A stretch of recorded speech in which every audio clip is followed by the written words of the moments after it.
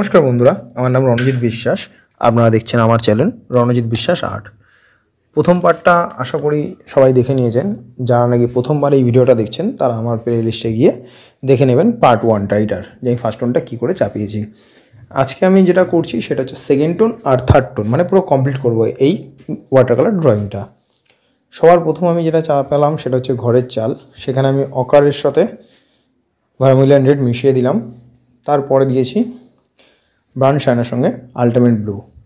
ঠিক আছে, ভালো করে দেখবেন আমি টোনগুলো কিভাবে দিচ্ছি। যদি এই টোনগুলো প্রত্যেকটা না দেখেন তাহলে কিন্তু কিছু বুঝতে পারবেন না। এই জন্য মন দিয়ে টোনগুলো দেখুন। দেখুন এই টোনটা দেওয়ার পর কী করলাম, একটু জল দিয়ে মার্চ করে দিলাম টোনটাকে। এবার আমি যেটা নিচ্ছি শ্যাপ গ্রিন, তার সঙ্গে নিচ্ছি একটু কোবাল্ট বা আলটিমেটও নিতে পারেন। নিয়ে এইবার ফার্স্ট টোনের পর দেখুন সেকেন্ড টোনটা চাপাচ্ছি। যেখানে যেখানে আমার দরকার আমি সেখানেই কিন্তু দিচ্ছি, আমি পুরো কিন্তু দিচ্ছি না। ঠিক আছে, এটা কিন্তু মন দিয়ে দেখুন, পুরো আমি দিচ্ছি না। যেখানেই দরকার আমি সেইটুকুনি জায়গায় কিন্তু আমি কালারটা করছি। তার সঙ্গে আবার কী নিলাম, ক্রিমসন লেক, ওই যে কালারটা রেডি করেছিলাম শ্যাপ গ্রিনের সঙ্গে আলটিমেট বা কোবাল্ট মিক্স করে, তার সঙ্গে একটুখানি ক্রিমসন লেক মিক্স করে নিচের দিকে ডার্ক পোর্শনটা করছি। আপনার ড্রয়িংটা দেখুন, মন দিয়ে দেখুন, তার সঙ্গে কিছু কথা বলছি সেটা সঙ্গে শুনুন। কথাটা হলো, আমরা যেটা বলি first tone, second tone, third tone, এই যে কথাটা বলি, এটার কিন্তু ওয়াটার কালারের একটা খুব ইম্পর্টেন্ট পার্ট। এটা যারা জানবেন না, ঠিকঠাকভাবে বুঝবেন না, তারা কিন্তু ওয়াটার কালার করতে পারবেন না। খুব ইম্পর্টেন্ট একটা পার্ট কিন্তু। এই পুরো বিষয়ের উপর আমি একটা ভিডিও আনবো, চেষ্টা করবো নেক্সট ভিডিওতে আমি এটা করার, যে ফার্স্ট টোনটা কী, সেকেন্ড টোনটা কী, জল রং মানে কী, বা হচ্ছে কী বলবো, জল রং মানে বলাটা ঠিক হবে না, এখানে বলা উচিত ট্রান্সপারেন্ট ওয়াটার কালার। মানে বাংলায় যদি বলে থাকি সেটা স্বচ্ছ জল রং। ঠিক আছে, কি ট্রান্সপারেন্ট ওয়াটার কালারটা কী সেটা বাংলায় যদি আমি ট্রান্সলেট করি তাহলে হচ্ছে স্বচ্ছ জল রংটা কী, ঠিক না? তাহলে স্বচ্ছ জল রংটা কী সেটা আপনাকে প্রথমে বোঝাবো। তারপরে আমি যেটা বোঝাবো আপনাদের সেটা হচ্ছে কি, টোন মানে স্তর, রঙের স্তর, তাই না? এই পুরো বিষয়টাকে পুরোপুরিভাবে আমার দ্বিতীয় ভিডিওতে আমি নিয়ে আসবো। আপনাদের ভিডিওটা অবশ্যই দেখতে হবে এটা শিখতে গেলে। এখানে আমি সেকেন্ড টোনগুলো দিচ্ছি। ওই ভিডিওতে আমি এই টোন যে এখন দিচ্ছি, যারা দেখছেন তারা এটা দেখে প্র্যাকটিস করুন। আর যারা একদমই বুঝতে পারবেন না তারা অতি অবশ্যই আমার দ্বিতীয় ভিডিওটা দেখবেন, তাহলে পুরোপুরি পরিষ্কার হয়ে যাবে আপনাদের কাছে টোনের বিষয়টা কী। ঠিক আছে, যারা নতুন প্র্যাকটিস করছেন তারা এটা দেখে প্র্যাকটিস করতে পারবেন, কোনো অসুবিধা নেই। টোন মানে হচ্ছে একটা লেয়ার রঙের।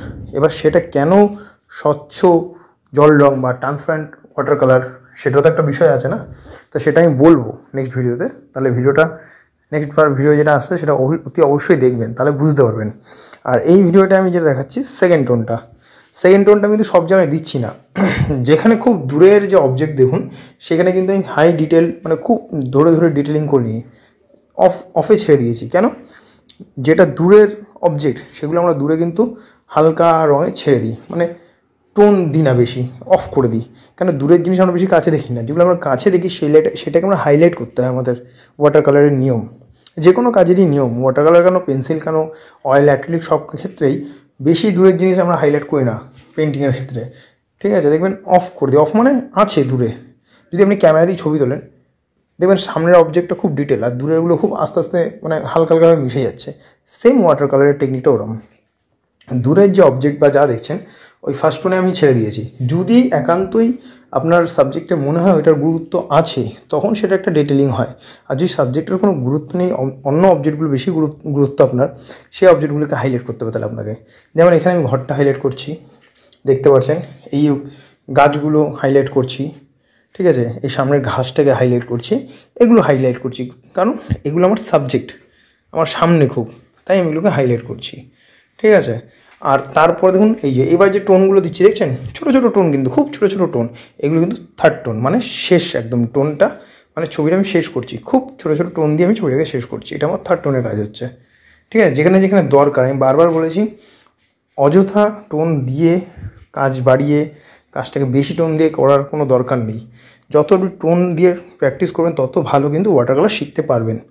যত টোন ইউজ করবেন, যত টোন মানে প্রচুর টোন ইউজ করা যায়, সেটা কাজ বিশেষ হিসাবে, মানে কাজের দরকার আছে তাই দিচ্ছেন, কাজের দরকার নেই শুধু টোন দিয়ে যাচ্ছেন সেটা করবেন না কোনো সময়। যদি দরকার তাহলে অতি অবশ্যই দেবেন, না দরকার হলে একদমই দেবেন না।